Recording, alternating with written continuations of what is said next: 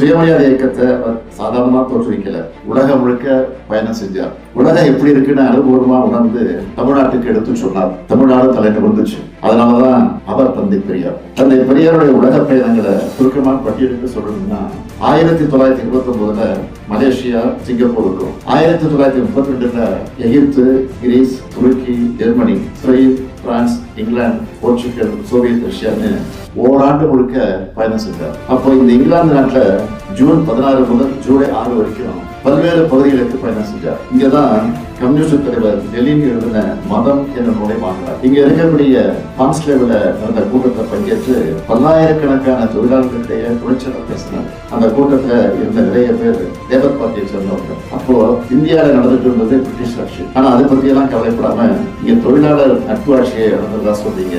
ஆனா இந்தியாவில தொழிலாளர்களுக்கு விரோதமா ஆட்சி நடக்குதுன்னு வெளிப்படையா குற்றம் சாட்டினார். இந்த துணிச்சல் தான் தந்தை பெரியார். அதனாலதான் காலங்கள் கடந்தும் என்றென்றும் பெரியார்னு எல்லாரும் நினைக்கப்படுகிறார். இன்னும் எத்தனை நூறாண்டுகள் கடந்தாலும் தந்தை பெரியார் தொடர்ந்து நினைக்கப்படுவார், போற்றப்படுவார்.